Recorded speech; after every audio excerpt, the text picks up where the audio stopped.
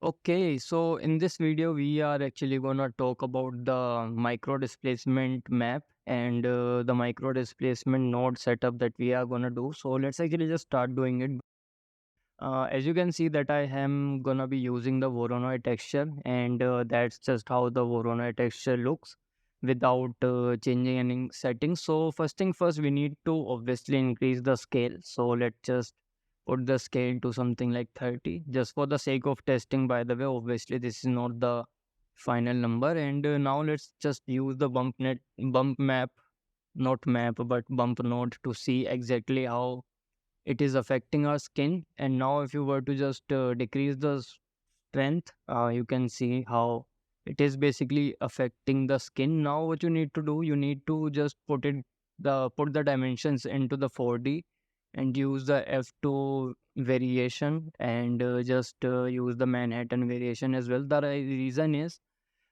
reason is to basically get as much randomness as you possibly can, and you can clearly see how it is looking right now. So you obviously can just try out your own shader, by the way, but something like this basically worked for me, so I am actually just gonna use that. Now you can obviously just decrease the randomize, but I'll recommend you not to do that. Otherwise, you are gonna get a pattern like this, which we obviously don't want. Now, in this case, I am actually going to be increasing the randomization to 2. This is basically the base settings that I am going to be using for this texture node. And that's how it is looking on a skin, by the way. You can clearly see. But that's just not it. We gonna have to break up these shapes. And in order to do that, I am actually going to be using the noise texture to, add a little bit of breakup in all these shapes. Now I actually had some settings that I've already tried out, so you can see the settings that I'm using. I am basically just copy the settings, by the way, if you really want to. And now you can clearly see that I am just copy pasting the values because these values actually have worked for me. But yes, you can just try out on your own, whichever works for you. This is basically how the setup works, not works, but looks. And now we are just going to be using the mix node to basically mix both of these together. And yeah, that's how the texture is looking right now. You can see it in the bump, how the bump is looking. Obviously, the main focus is to just look at the bump. Now, that's how the two nodes are looking together. But yeah, if you really want to, you can just add multiple of them. And also, if you feel like that you have a better way of producing the micro displacement, go for it. Obviously, there are no like limitations to it. Right now, that's how it is looking. And now I'm just gonna start duplicating it so that I basically can give the bigger scale. And you can see how the bigger scale is basically looking right now. And now I am actually just gonna duplicate the mix node. So the idea is again to just start adding these nodes together so that we basically can get a little bit of variation. And that's how it is looking right now. I think we need to add a little bit of we need to lower down the scale, sorry. So in order to do that, instead of not removing but changing the scale, I've just added the mapping node, and now through the mapping node I can just lower down the scale. So yeah, you can clearly see how it is looking. And in order to look exactly how it is looking, you can just remove the subsurface so that you can see how exactly the bump is looking. And we need to invert it, by the way, because right now it is going in inverts the skin. We don't want that. I want the bump to come out, so I had to invert it. Now you can see how it is coming out, so that's basically what I wanted. That's just how the bump is looking. Obviously, you can actually just change the scale to see if it is working for you or not. You can see, like you can take the reference from either my setup or from the references that we have seen on the RoboFort website to see how much bigger or smaller the micro displacement is supposed to be. And right now, I'm actually making it metallic so that it would be easier for you to see how exactly the bump is looking. And we can also just start changing the strength. Right now, obviously, we are going to be creating a map for it. That map is gonna be telling the blender where we want more strength and where we want less strength. But right now you can see the strength is at 1.1. So point one is pretty much working, but you can clearly see that we don't want any of the micro displacement in the eye, in the eyelid part. So we need to add a map so that we basically can just remove all of the micro displacement from that particular area. So now we are actually just gonna be doing that, and as you can see that I am basically creating a different file for it. You could have actually added another color attribute, by the way, but I am totally a dumbo and I didn't even realize that that is also an option to do. So yeah, we are gonna be using the volume, not the volume, but the value of point 0.4. I think it was. I have totally forgotten to look at it. And now that we have actually added this color, we can actually just start painting. Let's talk about where we don't want any of the micro displacement. One of the first area is gonna be the lips. We don't want any of the micro displacement on the lips, so I am actually just going to paint the black. I mean, paint it out as a black. I think I've said that right. But yeah, because I don't want any part on the lips, I am actually just painting it black. If you feel like that you want something, obviously you can actually go a little bit less than black, so maybe point 0.9 or point 0.8 with the color. Not sorry, not point 0.9 or point 0.8, but point 0.1 or point 0.2 because 0 is black, right? But yeah, you can see that because I didn't really wanted micro displacement on the lips, I am basically just removing it by painting it with black. Now I'm just gonna do the same thing on the lower lip as well.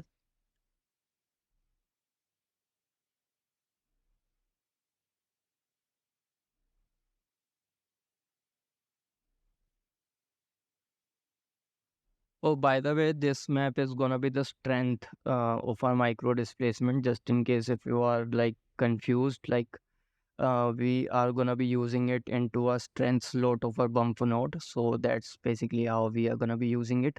Also, we don't really want any of the micro displacement in the eyelid area. So I am actually just gonna be removing it from this particular area as well.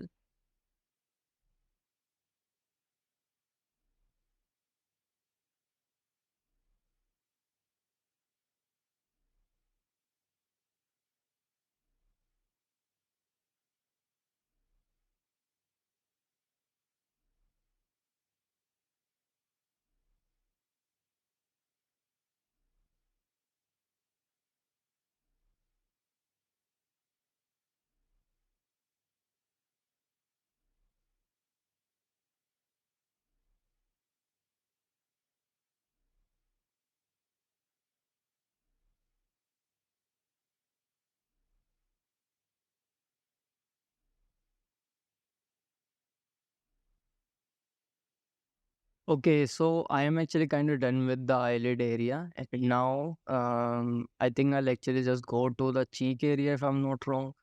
Yeah. You can see that I'm actually just going on the cheek area. So, right now, again, same process. I am blocking out the colors, and we are not going to do variation in this one. So you don't really need to think about adding the variation. And the only thing that you need to worry about, by the way, is to do a good transition between the colors. Right now we have like the transition is not as smooth as it could have been. I mean, it is smooth, not gonna lie, because we are using a pretty smooth brush. The transition is pretty nice, but it could be a bit better, and we are gonna do that in the future. But yeah, you can see because I actually wanted the nose to be a bit shinier. You can like clearly see how I am painting it black. So basically, yeah, whichever part you want shiny, you basically just need to paint it black, and that's basically the idea is behind this map. I think I forgotten to tell you that in the beginning, but yeah, I am telling you that right now. Whichever area you need shinier, you need to basically remove the micro displacement because micro displacement also break up the specular highlights, and that is something that we also use micro displacement for. So you can clearly see that because we actually want the forehead to be a little bit shinier, we are actually adding the blacks there. And after we are gonna be done adding these colors, I am actually just gonna start blending those, because right now there is no like blending going on. So that is something that we are gonna be doing. The ears, okay, you can just look at your references and try to figure out if the ears actually need micro displacement or not.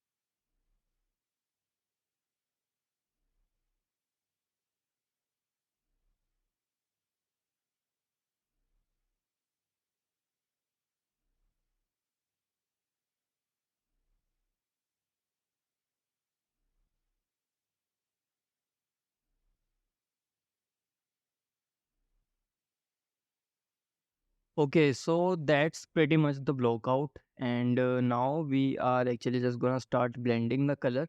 I really hope, by the way, you know how to blend the colors. You know, we've done so much of the blending. We are just gonna start picking up the neighboring colors. And in this particular case, I felt like that the nose is a bit too dark. I don't really want to remove all of the micro displacement. That's why I'm actually just increasing the value of the color of the nose. But yeah, right now you can see that I'm actually just gonna start blending. And the way you blend is to just pick up the neighboring colors and start painting it on a lower strength. For example, in this particular case, I am actually at the 0.43 strength. I mean, I really want you to know how to blend things, because this is like super basic stuff to know. If you don't know, by the way, how to blend things, you can actually just Google it on, maybe search how to blend colors in Photoshop or something like that, and you will get to know how to do it.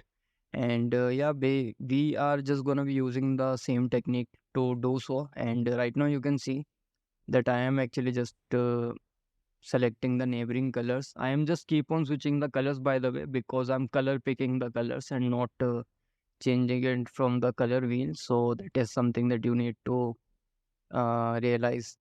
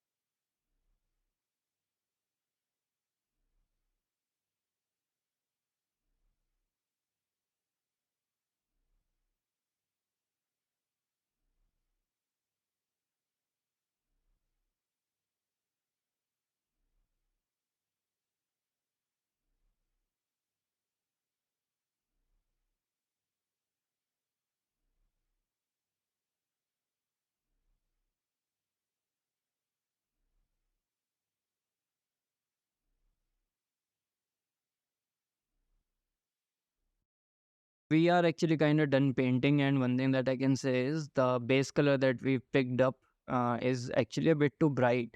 Right now I'm looking at it and it feels like that this color is a bit too bright. So let's actually see how the result is gonna look. And now we need to put this, okay, instead of in the specular, we need to put it into the strength. So let's just do that. And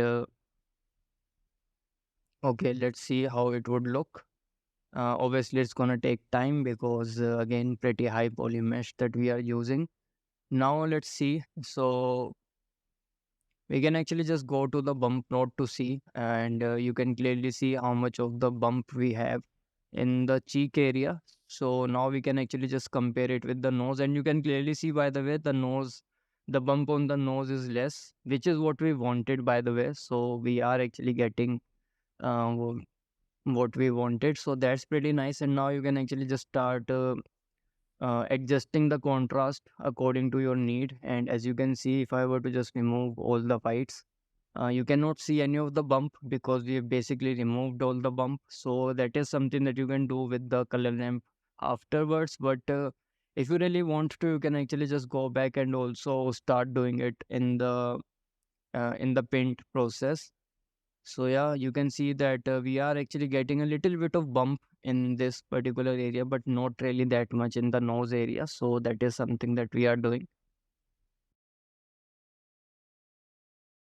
You can like see how it is looking, and I think the purpose is kind of done. I know this is like pretty hard to spot, but I am actually gonna try, and like you can see in this particular area, you can see, and in the nose you cannot definitely see, which is what we wanted again.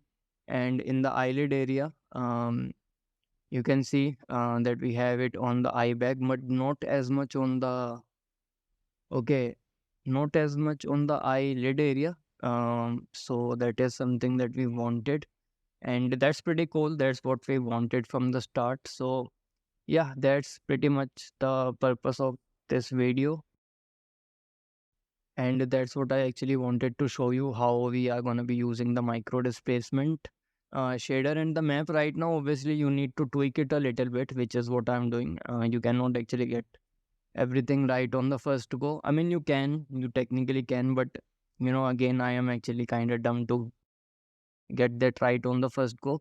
So now you can see that I am adjusting stuff, or maybe I'm actually using the another noise texture to break up the micro displacement bump a bit more. So you can see that I'm actually adding another layer of noise to break up even that pattern. So yeah, you can actually just set up your own nodes. By the way, you can just experiment on your own, try to figure out what is working for you and what's not. You can see we have actually broken up the area, and it is kind of looking nice. So yes, we are gonna be using this setup, I guess, because right now it is pretty blocky and now it is kind of organic. So I think we are gonna go with the organic one. You can clearly see that we are getting the bump on the cheek area, but not on the nose. Even though I have not zoomed in on the nose yet.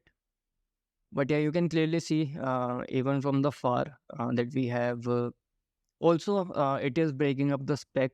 You can see the difference. So that is also one of the reason we actually use it to break up the speck. This is pretty much it for this video.